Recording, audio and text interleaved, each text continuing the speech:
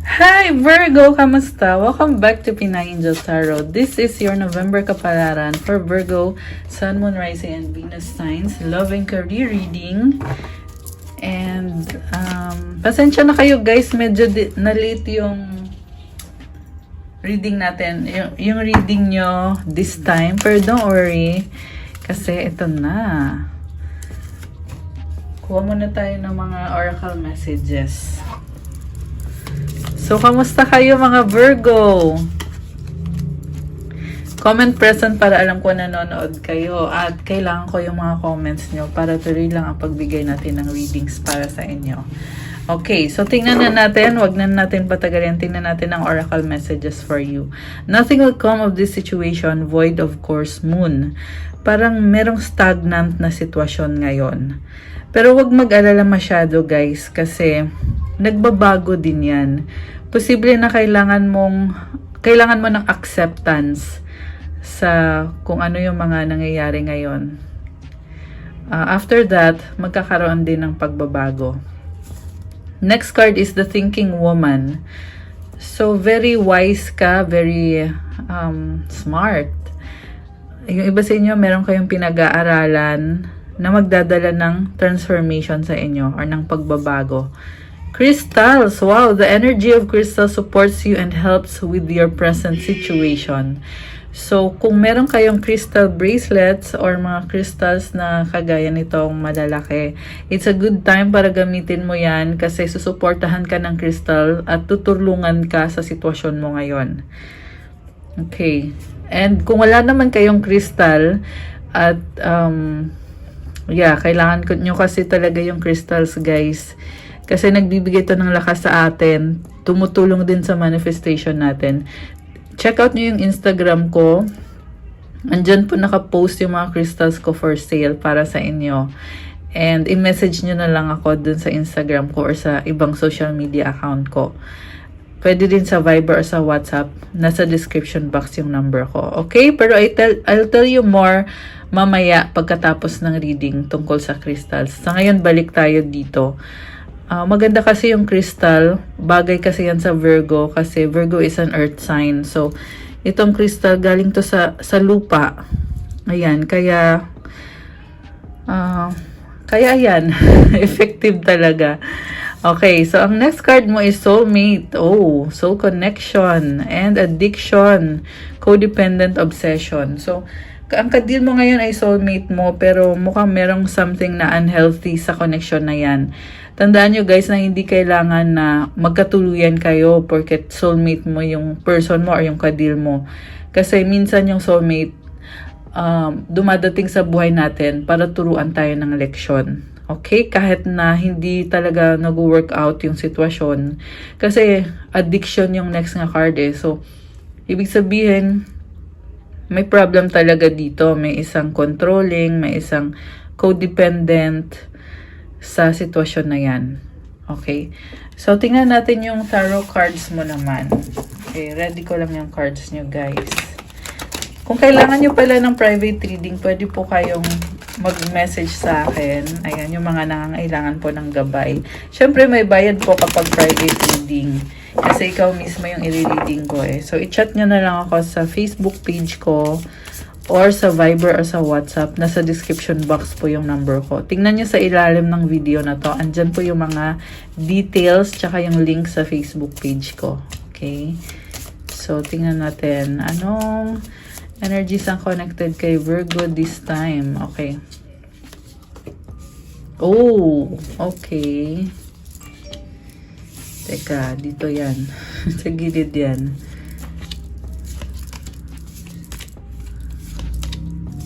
Interesting.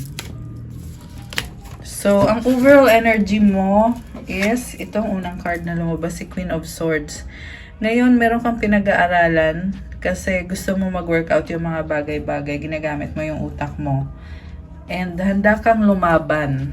Palaban si Virgo eh. Okay. Sa recent past, nga pala guys na napansin ko dito, tinitingnan nyo yung isang connection in a very logical way or relationship ba yan. parang iniisip mo dito na hindi ka na magiging marupok or hindi ka na maloloko ng taong yan. Kasi natuto ka na eh. Ano kayang nangyari kung bakit nagkakaganyan ka ngayon? Kita mo yung cup nakakulong, 'di ba? So, yun yung emosyon mo eh. Hindi ka muna nagsasaya ngayon kasi may kailangan kang ayusin. Okay, so parang sinasacrifice mo yung happiness mo para maayos mo yung sitwasyon mo ngayon. Okay, so sa recent past, 3 of Cups, Queen of Wands, and 9 of Cups. Oh, alam mo, sobrang na-attract mo yung person mo. Hindi lang yung person mo, marami pang ibang taong na-attract sa'yo. And ang lakas ng confidence mo dito, merong celebration, merong wish fulfillment, and nakukuha mo kung ano yung gusto mo. Ang ganda naman ng energy mo dito. Queen of Wands ka eh. Si Queen of Wands, palaban yan. At very creative, very motivated, and flexible at the same time. Nag-a-adjust ka sa mga tao sa paligid mo kasi magkakaiba kayo eh. At gusto mong masaya kayo. Kaya ka nag-a-adjust. Very committed ka. Ibig sabihin, nakita ko dito na when it comes to love, sinubukan mo talaga na mag-workout kayo. Kinilala mo yung taong yan. Nagsimula ka sa pinaka-ilalim. Na ibig sabihin, tinry mo munang makuha yung loob ng taong yan bago naging malalim yung connection ninyo. Okay, sa current energies mo, merong desisyon na kailangan gawin or ginawa mo ngayon. At ang desisyon na yan ay in favor sa love. Pinili mo talagang magmahal. Pinili mo yung taong yan. At nagdadala ng bagong simula para sa'yo to.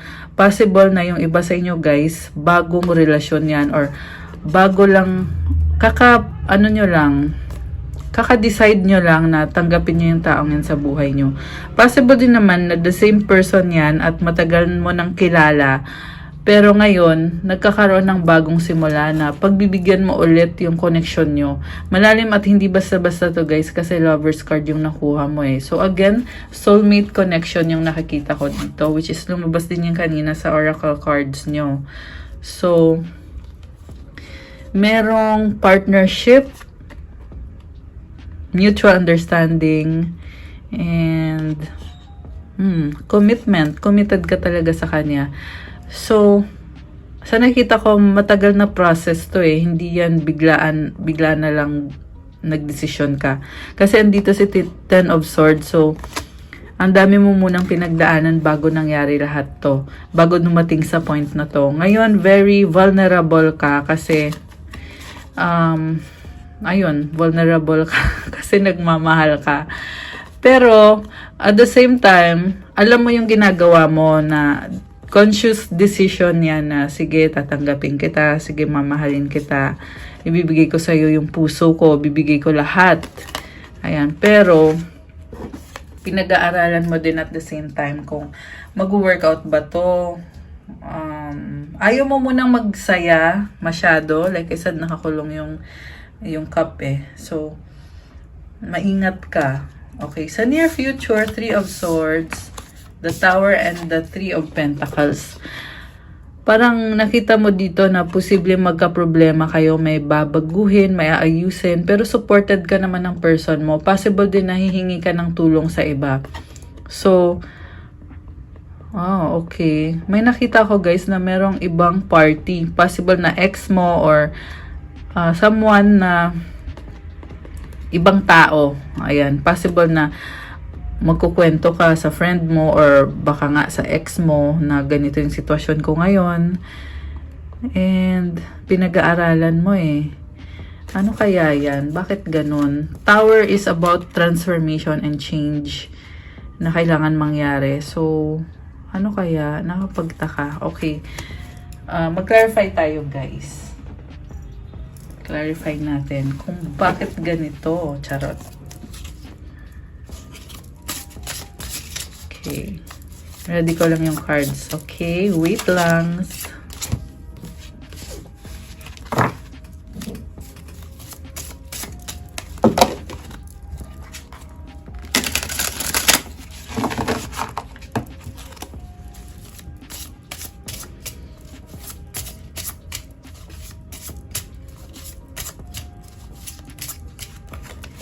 Okay. So, Six of Swords, King of Pentacles, and Nine of Swords. So, ayaw mo nang mag-away. Gusto mo mag-move forward. Pero, hindi ka pa rin mapakali. Sobrang serious ka ngayon, oh. King of Pentacles. Iniisip mo yung achievements mo. And, bakit kaya nag-aalala ka? I feel like nagkaroon na ng stability sa connection nyo. Tinatry mo naman na mag-move on at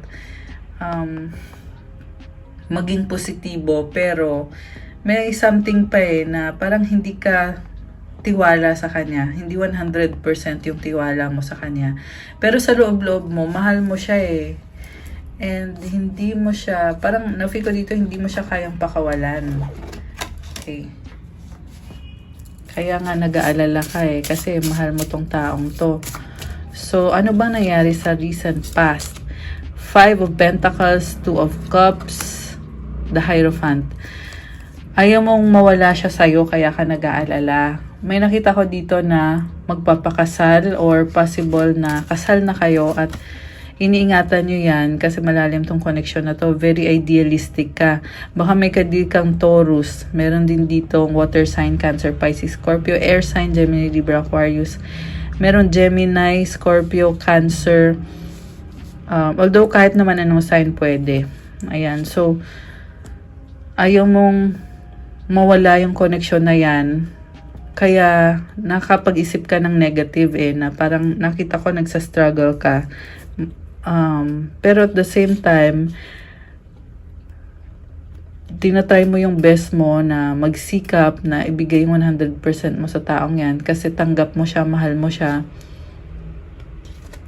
Ayan, okay.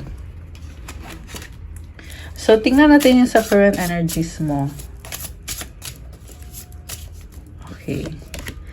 Five of Cups, Eight of Wands, Eight of Pentacles pala, Nine of Wands. So, bakit ka nanghihinayang? Nakita ko dito, emotional ka ngayon, hinihintay mo siya, ang dami mong frustration sa buhay. So, parang, na-stress ka ata. Ayan, kasi parang feeling mo dito, lahat ng effort mo, hindi pa rin, oo, andyan yung stability, stable ka nga, pero, meron kang gustong ma-achieve dito sa connection na to na hindi nangyari.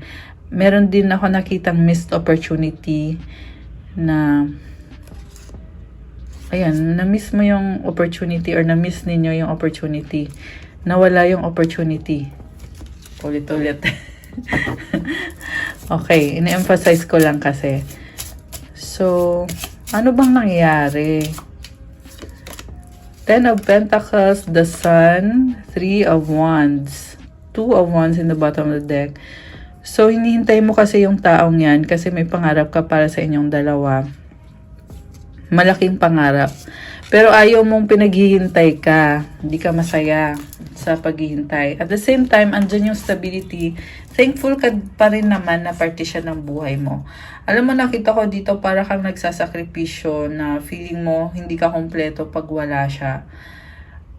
Pero sinasabi mo pa rin na masaya ka kasi parte siya ng buhay mo kahit hindi niya nabibigay sa'yo yung hinihingi mo na commitment or yung siguro time, attention. Yeah. Kasi maalaga ka eh.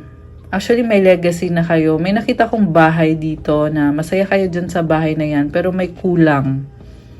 Ayan, yan yung nakita ko na parang inisip mo. Thankful ka na may blessings sa buhay mo. May bahay, may legacy, pero may kulang pa rin na hinihintay mo. So, the Hermit, Wheel of Fortune, meron kang pinag-aaralan. And something big yung pinag-aaralan mo at pinaghahandaan mo. Pero sa sarili mo muna, ikaw nakafocus. May excitement and Queen of Pentacles. Oh. Inuuna mo yung sarili mo. Meron kang malaking pinaplano. Seven of Cups. Excited ka na eh. The Magician, handa ka na. Handa ka na daw, pero ingat ka na protektahan mo yung sarili mo. Kasi pinaghirapan mo yan. So, the world, bagong ano to, endings and new beginnings to eh. So, 5 of Wands. Very competitive ka sa nakikita ko, Virgo. Palaban ka talaga ngayon. Yung nga lang, iwas lang sa conflict kasi maraming tao sa paligid mo eh. Ito, 5 of Wands, Page of Pentacles. Nahihiya ka nga sa kanila eh. May fear ka kasi hindi mo alam kung anong mangyayari. So, natatakot ka na baka ayaw sa'yo, yung mga tao sa paligid mo ayaw sa'yo or hindi ka tanggap. Okay, so parang mahiyain ka dito Pero gusto ko yung part na nakafocus ka sa sarili mo kasi andun yung success mo talaga. So, ayan. Laban lang. Yan ang masasabi ko. Tingnan natin guys kung anong energies ng person na ka-deal mo or kung anong... Oh my gosh, Emperor. So, galit 3 of Swords. Oh my goodness. Bakit ganon? Hindi kayo okay. Nagloko na ba dati yung person nyo? Kasi nakita ko dito, problemado siya. Parang sinasabotage niya yung sitwasyon. 5 of Swords. Parang sa isip niya, talo siya. Okay, Knight of Swords. Alam mo, sa totoo lang, hindi healthy yung nakikita ko dito sa person na to. Puno siya ng galit. And baka sikat tong taong to or maraming nakakilala sa kanya. 6 of Wands, Temperance. Nag-a-adjust siya kasi maraming tao nakakilala sa kanya. Parang concerned siya sa reputation niya. And gusto lang niya maging masaya. Selfish yung nakakita ko sa taong to, guys. Ayan. So, kung sino man tong, kung may ka-deal kayong masculine energy, possible na Aries, kahit anong sign, pero very masculine, palaban, matapang. Ayan, may galit to eh. May galit tong taong to. Ayan, kaya naman pala lumabas dito kanina, Virgo, na parang natatakot ka, nape-pressure ka sa mga tao sa paligid mo, andun yung may fear ka, kaya pinoprotektahan mo sarili mo. The Chariot. Okay, sino kaya yung Chariot na yan? So, i-clarify muna natin. Okay. Ooh, wow. Ang ganda ng card mo. Queen of Wands, Ace of Pentacles, 4 of Swords. So, Virgo, makukuha mo pa rin kung anong gusto mo. Palaban ka pa rin. Ayan, oh. Kahit na mukhang merong conflict na nangyayari, merong nagagalit sa'yo or naiinis sa'yo. No? Yung person na ka-deal mo dito. Pero, ikaw, kayang-kaya mong magsimula ulit. Nagsa-start ka sa sarili mo eh. Mukhang mag-i-invest ka sa sarili mo. Alam mo, pag ginawa mo yan, marami pang hahanga sa'yo. Ayan, kasi yan yung lakas mo eh, sa sarili mo. Ayan, Queen of Wands ka oh. Ayan, so go lang. The Lovers ulit and Queen of Cups. Wow, alam mo may ka-deal ka dito na sobrang mahal na mahal ka niya. So maliban dun sa person kanina, kasi mukhang maraming tao sa paligid mo ngayon, Virgo. And andito merong lumabas na soulmate connection. Queen of Cups, masayahin tong taong to or emotional. Possible na water sign, Cancer, Pisces, or Scorpio. Itong person na to, malalim yung connection yung dalawa. So, very on the spiritual level or on the soulmate level kayo. Okay, next card. Uy, happiness, commitment. Wow, 4 of Wands. High Priestess. So, parang secret relationship. Ayan. Oh, Empress. Bakit naka-reverse? So, okay. Baka ang ka-deal mo ay mother. Ayan, naka-reverse. Mother mo or someone na mother figure, someone na aalagaan ka talaga. Ayan, very committed sa'yo. Nagdadala ng abundance sa'yo. For some reason, naka-reverse siya, pero maganda yung cards mo, pero naka-reverse siya. So, I feel like meron kayong inaayos na problem. Merong something eh. Knight of Wands, may gusto sa'yo, pero parang siya atras abante. Parang nag-iingat. The Star is manifestation, wish granted. Okay, nice naman. So, kanina may kadikang toxic na person. Ngayon, ang ganda ng energies ng person na to. Mother figure or possible na ang sign niya ay Taurus or Libra. Ayan, meron ding energy ng Pisces, merong Sagittarius, Aquarius. Although kahit naman anong sign, pwede yan. Okay, so ang next cards mo is the Hangman, King of Cups, and Seven of Wands. Oh. Alam mo, mahal mo din yung taong yan, pero may boundaries ka. May nakaset na boundaries. Pero kinukonsider mo lahat ng binibigay sa'yo ng taong yan. Oh my gosh. The Death card, okay, merong transformation. Nagsastruggle ka, pero laban lang. Laban lang. Ayan, Seven of Pentacles. Parang inisip mo, nagbubunga ba yung pinaghirapan ko dito sa taong to? Okay, mahal yung isa't isa eh. Mahal mo din yung taong yan. Pero nagsastruggle ka. Okay. Oh, may mga reversals. So, 8 of Wands in reverse. 6 of Cups, King of Wands. Okay, so ngayon merong person dito na namimiss mo yung taong yan. Pero, walang communication or hindi maganda yung communication. Pero andyan pa rin naman siya. Parte pa rin siya ng buhay mo. May gusto sa'yo tong person na to. Okay, ang dami namang tao. Ibang tao na to ngayon nakikita ko. So, marami talagang kadil ngayon si Virgo. So, 3 of Pentacles, the Devil, the Tower, 8 of Cups. So, transformation din ang energies na connected dito sa taong to. Oh.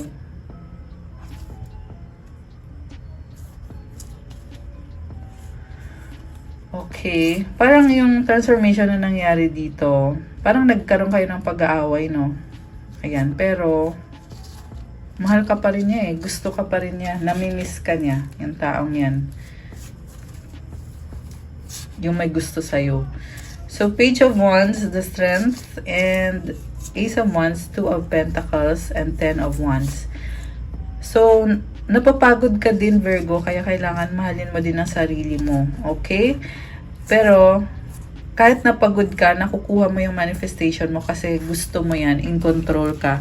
Yung nga lang, guys, burden ka na din eh. So, make sure na wag masyadong magmadali. I mean, bigyan mo din naman ng time yung sarili mo na mag-enjoy ka, mag-relax ka. Okay? Siguro stress din yan. Pero gusto mo yung ginagawa mo kasi bagong-bago to sa'yo. Ace of Wands. So, ayan. So, ang dami mong manifestation ngayon. So, 3 of Cups, the Fool, Page of Swords. Uy, may celebration. Masaya. Happiness, 10 of Cups, 8 of Swords, the Moon, King of Swords. Okay, ang daming taong kadila. Pero masaya to guys, mayroong celebration. Okay, so anong outcome dito para kay Virgo? 8 of Swords, Queen of Swords, Ace of Cups. So, ang outcome is, kagaya din ng nasabi ko kanina, nag-iingat ka. May bagong simula pala dito. Iniisip mo kasi na magsimula ulit, this time magiging mas matalino ka. So, good luck sa'yo. Okay? Ace of Swords and the 10 of Swords. Merong nagtatapos, magkakaroon ng bagong simula. As of the recording of this video, patapos na ang Scorpio season. Pero ayan, meron pa rin mga transformation nangyayari. Okay, kukuha kita ngayon. Oh, decision. So, ayan, may unang card na. This is Tagalog Love Oracle. by Pinay Angel. So, starting all over again, reunited. Wow! Okay. Magkakaayos kayo ng person na ka-deal mo. Wrong time, not yet. Pahinga, time out, I need you. So, kailangan mo talaga ng pahinga, wag magmadali. Okay? Kung hindi pa time, pahinga muna. Pero, nakita ko dito, may mga needs ka din eh. Ayan. So, relax lang, chill lang. Wag lang daw magmadali. Sexy love! Wow! And sa bottom of the deck is faith, hope, and inspiration. Wow, nice. Okay. So, kuha kita ng advice card.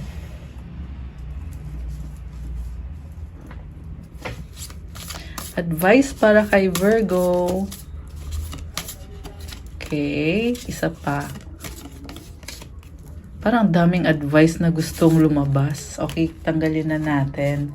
Kasi gustong lumabas eh. Okay. Sanctuary. Wow. A sanctuary resides inside you no matter what is happening. This inner temple beckons you to enter. Take a deep breath, enter, and sit down on the throne of your own heart. Ang ganda nito, kahit daw gaano ka dami yung nangyayari sa paligid mo or kahit may stress ka, pero sa loob mo, may sanctuary ka na pwede kang kumalma at mag-relax. Yan yung inner temple mo. Masaya ka. Masaya ka sa loob-loob mo. Ayan.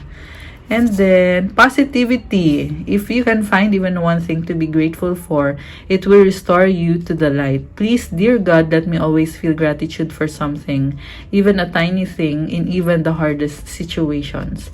Yan yung maganda sa'yo kasi kahit na may lumabas na burden, pero positibo ka eh. Kaya, maraming blessings talagang dumadating. At, ang reminder sa'yo dito is be grateful kung anong meron ka. Kasi, kapag grateful ka, binibigay agad sa'yo yung light or yung positivity na yan. Ayan, ang ganda.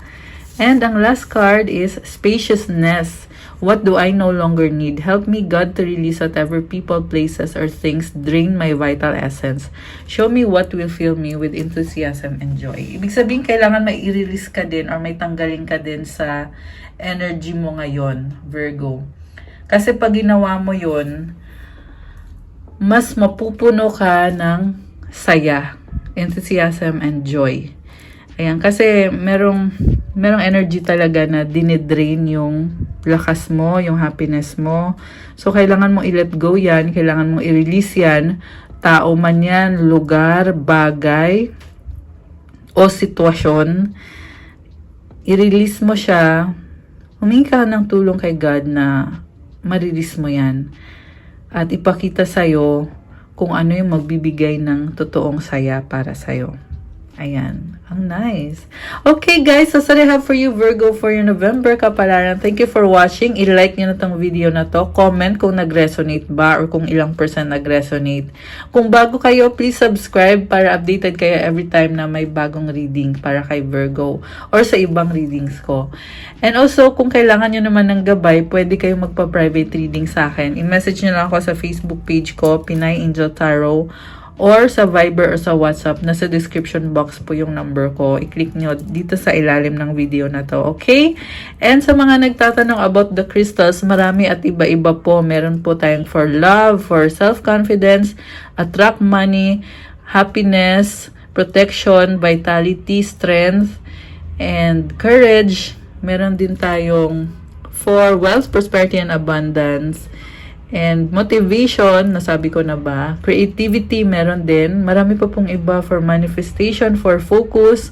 Ang crystal for Virgo is fluorite. Ito yun, isa sa mga paborito kong crystals. So, fluorite is for focus, also for strength. Maganda yan, nagbibigay sa'yo ng more energy. Hindi ka mabilis mapapagod pag suot mo yung fluorite. And, ayun, marami pa pong iba. Tingnan nyo na lang sa Instagram ko or i-message nyo ko sa Viber or sa WhatsApp. Okay? So, thank you so much, Virgo. Have a good day. I'll see you again soon. Stay safe and God bless. Bye!